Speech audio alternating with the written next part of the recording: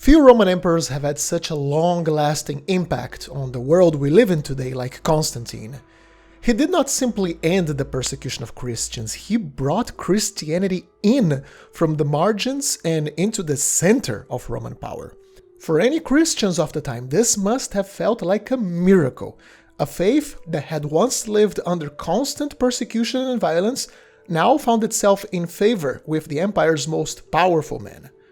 Regardless of your own faith, you watching this video, it is undeniable that Constantine's conversion had tangible effects on the life you live today. Christian doctrine became closely tied to Roman political authority, and the basis of this relationship would echo through the medieval period and into the very foundations of many of the institutions you and I, live in today, particularly if you live in a Western nation. And the changes were not just felt in how societies were governed, but in how Romans saw the human person. Now, Constantine did not invent human rights. Let's not get carried away. There's a long history of very good and very kind pagan emperors, and during Constantine's time, slavery continued, cruelty endured, the Roman world was just as hard or just as much of a brutal place, and Constantine himself was absolutely no saint. Regardless of his conversion being sincere or not, he was certainly at least not a good Christian by any standard. How can we forget one of the great stains on his moral reputation, the destruction of his own family? He ordered the execution of his elder son, Crispus, apparently on false charges, and only tried to revoke the order when it was already too late. So much for the Christian virtue of temperance. Then, when the accusations were proven to be fake, blame fell on his wife, Fausta, and she too was executed. So he was certainly one not to turn the other cheek. He also used religion as an instrument of power, though in fairness that was not a new concept. Roman emperors always legitimized their rule in divine favor. It's just that now the god wasn't Sol or Jupiter. But today's video is not a moral judgment of Constantine, although I'm pretty sure there will be plenty of that in the comment section, and please feel free to do so respectfully there. What I wanted to show you today is this fascinating phenomena on Constantine's coins. His transition from pagan to Christian happened slowly on coins, and throughout his long reign, a large number of the old pagan gods show up on his coinage. Not only on the fancy gold solidus, but also in the small pocket change that everyday people used. So, let me take you into this numismatic journey of Constantine's pagan coins. And we begin with a coin issued before Constantine was even emperor. What we have here is a numus of him, dated to around 306 AD, so while he was still a Caesar under his father, the Tetrarch Constantius. Interesting thing about the obverse of this coin, we can see the loss of realism on the image of the emperors that is so typical for coins of the late empire. This was not only something restricted to coinage, in fact. If you've ever seen the face of Constantine in other art forms of the time, we can see that those aren't realistic either. This is more of a reflection of the culture of the times rather than a sign of like a decline of Rome. The emperors of the late empire were distant people. You couldn't simply petition these like an emperor on the street like it happened with previous emperors from like the 1st or 2nd centuries. So it didn't really matter that the emperor, or a Caesar like in this case, was or wasn't shown realistically on coinage anymore. It didn't really matter. What mattered and what had to be shown on coins was they had to ensure that you knew there was someone in charge, and you knew at least his name, which we can read here. Flavius Valerius Constantinus, his given name, and then his title, Nobilicimus Caesar, the most noble Caesar. Interesting to note here, he's also shown very clearly wearing a battle cuirass. So it's not just that you were ruled by someone, you're supposed to know that, but also that this powerful person here could very violently enforce their right to rule. And as we go to the reverse, we have the genius, the genio populi Romani, the genius of the Roman people. Now, you might be familiar with the word genius, but the Roman idea of genius meant so much more. It was this kind of divine life force of someone, something like the animating principle, like a force that gave a person, or in this case, the entire Roman people, its character. So when the Romans spoke of the genius of the Roman people, they meant the protective and sustaining spirit of Rome itself. Imagine as this like single collective being. Genius here is shown holding a couple of objects. He holds a plate for liquid offerings called a patera, because Roman religion was above all about maintaining the right relationship with the gods. And he also carries the cornucopia, the old symbol of abundance, of prosperity. So it's an image here that the Roman people endured and flourished because they were properly aligned with this divine favor. Now, it would have made sense that Constantine's early coins would show only pagan gods. These were made before his famous vision in 312 AD. But the concept I want you to grasp here is that, for example, this image of the genius here, like, yes, this is a pagan deity, but most of all, the idea of gods on coins, it's about the cultural symbols as well. An image meant to represent like your life force incarnate in this being was just as much of an attempt to like a morale boost than a show of piety, of devotion. So here for this next coin, we have another example of that. I apologize for the bad state of this coin. Hopefully the drawings will help you make sense of it. This is an Argenteus from around the year 310, so another pre-vision coin. On the obverse, now we have a half-body image of Constantine with a very fancy plumed helmet and a spear over his shoulder. The legends read Imperator Constantinus Augustus. Notice the change in title now that he's a full emperor. So we read Imperator, or commander-in-chief of his troops, and Augustus at the end, showing he was now an emperor, not just a Caesar. And as for the reverse, we have a couple of victories right next to an altar. Holding this altar has a little wreath on the top, and inside this wreath we have the legends Vota Populi Romani. These are the vows of the emperor to serve the Roman people. And the legends around it read Victoria Laete Princeps Perpetuus, or the joyful victories of our eternal prince, of our eternal emperor. Now, the image of victory is fascinating for so many reasons. Victory meant military success and above all legitimacy. This legitimacy that came from divine favor, as victories were supposed to bring to the emperor the official sanction from Jupiter himself, the king of the gods. And this connection to power explains why the victories, the winged victories, lasted so long after other pagan symbols disappeared, continuing to appear on coinage as late as like the early Byzantine period, like when the empire was deeply, deeply Christian and the imagery put on everything was very tightly controlled. And this clearly implies that she was probably understood less as a pagan goddess in the active sense and more as simply part of the inherited visual language of empire. Like even later images of angels, guardian angels, may owe something to that older form, since if you look at an angel described in biblical tradition, like a biblically accurate angel, it's a super strange and unsettling image compared to this calm and rather benign image of victory here. To reinforce this idea, check out this other example. So this is another coin. It's actually an entirely different denomination, and it was made much later. This one was struck in 320, so after the Milvian Bridge vision. And, well, quickly going over the obverse, we can see once more the helmeted figure of the emperor, and as we go to the reverse, once more, it shows two victories. Certainly no early Christian priests would have approved of this message, but as we can see, this is supposed to be a post-conversion coin, but Constantine was still quite pragmatic about the image he put on coins. Okay, for the next few coins, I'll start by showing the reverses first, since it's what matters for most of the story.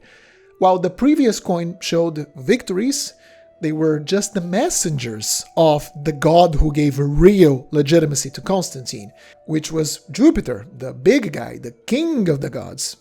He was the ultimate symbol of Roman authority, and basically every single Roman emperor used Jupiter in their coinage because it was just such a very well-known symbol. Like, even an atheist back in Roman times, if they existed, an atheist would have known that Jupiter wasn't just a god. It was the basic concept of power.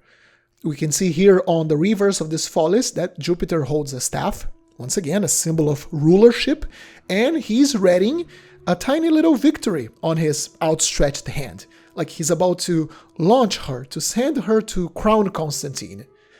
And I find this funny.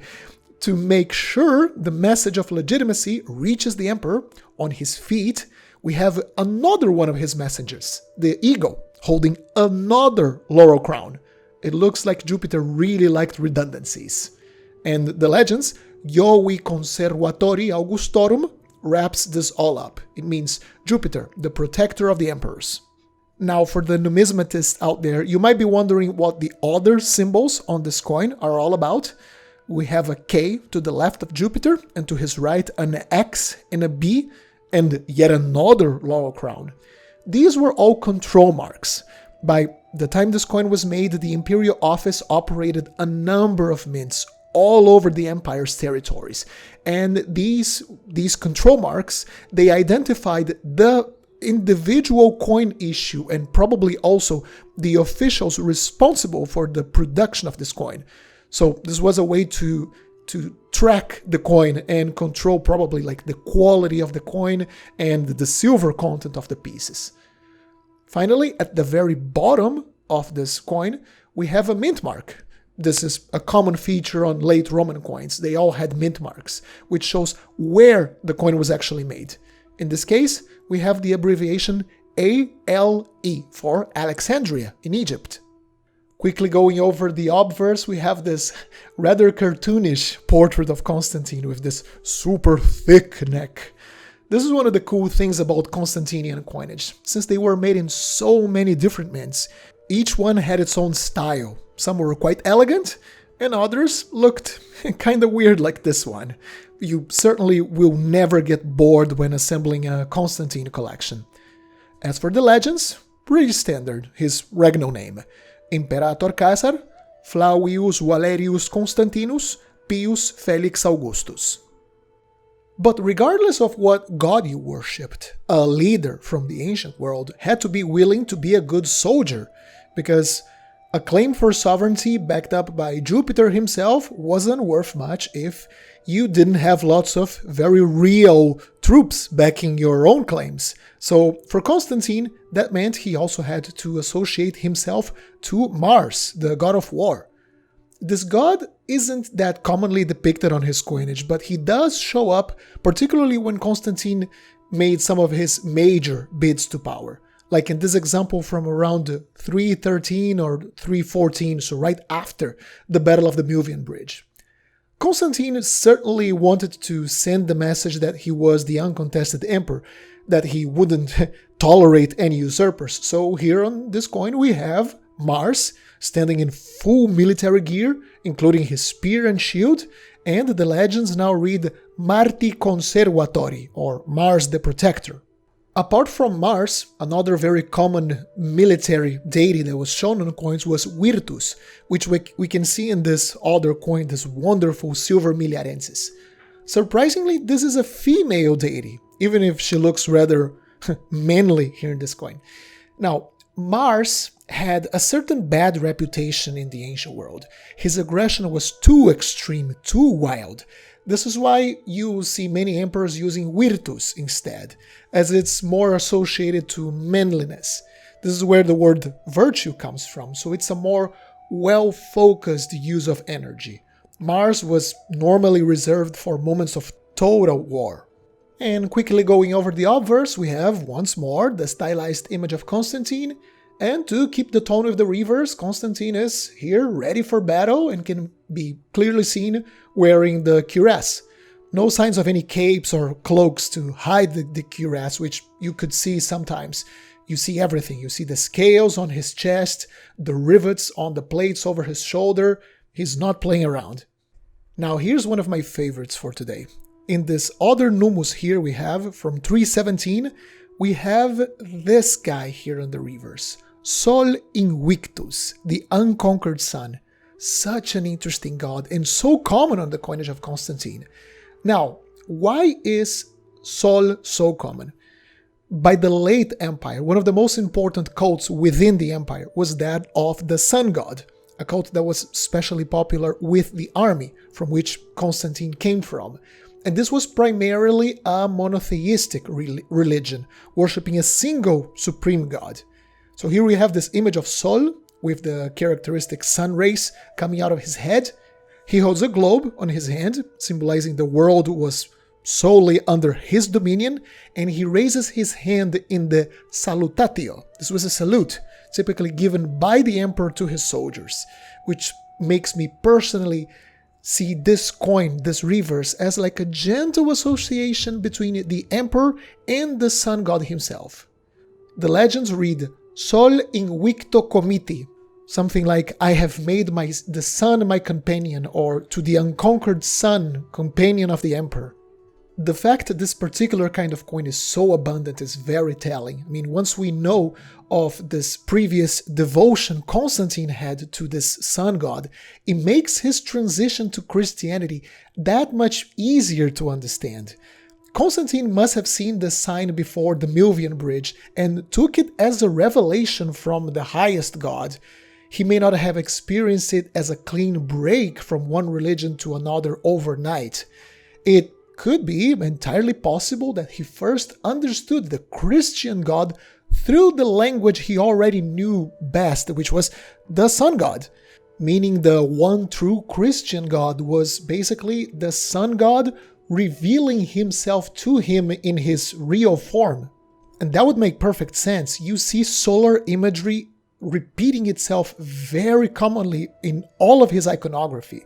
And this is why it matters so much. It suggests this gradual shift from solar monotheism towards Christianity, like a revelation in piecemeal, which would also explain the slow transition from pagan iconography to a more overt Christian symbolism on his very latest coins. Now, quickly going over the obverse, we have, once again, another image very similar to that of the previous coin, Constantine in military armor, and Imperator Constantinus Pius Felix Augustus. So far, all of the examples I've shown make it look like Constantine did not put any Christian symbols on his coins, but that would not be the case. There are Christian symbols out there, they just typically show up later in his reign, and they start in more discreet ways, in smaller coin issues or as small symbols on otherwise traditional pagan issues. One of the most famous is a commemorative type made for celebrating Constantine's victory over one of his rivals, Licinius. On this type, the reverse features a military standard with the Chi-Rho, the initials of Christ, placed at the very top of the standard. The Chi-Rho was the very symbol Constantine saw in the sky in his mystic vision. The standard is also seen stabbing a serpent at the bottom part of the image, meant to symbolize Licinius, but given the Christian context of this coin, it could perfectly be connected to the concept of Satan himself. It's a very interesting coin type, but sadly, it's an incredibly rare and immensely expensive coin, especially for a bronze piece. This example I'm showing you here on the screen comes from the British Museum. To the left and right of the standard, we have the legends Spes Publica, the hope of the people, so the hope for peaceful days, as by the time this coin was made, people must have been pretty damn tired of so many civil wars. Sadly, God would not grant the people lots of peace because the entirety of the late Roman Empire was a time of lots of continuous wars. And making a contrast to this last coin, which is very rare and expensive, another Christian type, which is actually very common and affordable, are the posthumous issues of veiled coins of Constantine. These were made by his sons after the death of the emperor. These were tiny fractional pieces made in 337, the year the emperor died, And what I particularly enjoy about this type is that they're actually a mix, a fascinating mix, between Christian and pagan iconography. The obverse, visually at least, looks fairly standard for a deification type. We have the portrait of the emperor with a veil over his head. The veil itself could be interpreted either under a pagan or a Christian logic, because the dead of both religions were covered in some kind of veil before being either cremated or buried. So it leaves this up to your interpretation here. Is this a Christian or a pagan burial? The legends read Divus Constantinus. Now, another interesting part, we have Divus, showing that Constantine was deified, a practice reminiscent from the pagan Roman state religion. That's definitely not very Christian, to deify a man. And then it continues. Pater Augustorum. So the entirety of the legends would be something like Divus Constantine, father of the emperors. Notice the plural in emperors, because he left the empire to his 3 surviving sons. There are a few different types of reverses for this coin, but I'm gonna show you 2 of the most common ones. This first one shows a full body image of the emperor. He's standing, so he's alive, and we have a few letters, which are the abbreviation of Veneranda Memoria, or venerable memory. Once more, we have this ambiguity in the interpretation of this coin, because the emperor is standing, he's clearly alive, but he's wearing burial robes. That's a symbol of death. Could this be a Christian image? Constantine, having defeated death, just like Christ, now rises in his incorruptible body? Or is this the pagan Constantine, rising to his afterlife amongst the Divi, the deified heroes of Rome? I guess this reverse could be interpreted on both ways, by pagans or Christians, depending on how you prefer to see it. Then we have this other reverse, which I like even more. It is an epigraphic, that means it has no written legends, and it shows Constantine riding a chariot. Pagan art typically shows deified emperors rising to the afterlife, either by riding a flying quadriga, a flying chariot like this one, or being carried by an eagle to the heavens. This would normally mean we are faced here with a fully pagan reverse, but Constantine is reaching up. If you look in detail on the coin, we can see his little image, like his little hand. He has one hand rising up to the skies, and reaching down from heavens, there's this massive hand reaching back to Constantine. This is the Manus Dei, the hand of God. Now, which god is this? Is it Sol? Is it Jupiter? Is it Yahweh? Is it Jesus? I don't have the answer, but the fact itself that this coin is so open to interpretation is what makes it so interesting. Starting with his sons and later emperors, there would be a much more overtly Christian imagery on coins, but Constantine has this fascinating mix of the gods of old and his new faith. The man was undoubtedly very pragmatic, and this pragmatism was reflected on his coinage. Now, what do you think? Do you collect coins of Constantine? Which one is your favorite? Let us know in the comment section of this video. Also, don't forget to like, share, and subscribe to our newsletter for weekly news on coin collecting and weekly tips on how to collect ancient coins. I hope you enjoyed this episode. Happy collecting, and I'll see you soon. Let me give a special thank you to all of my amazing channel members and Patreons for their generous support. This channel would not be the same without your help.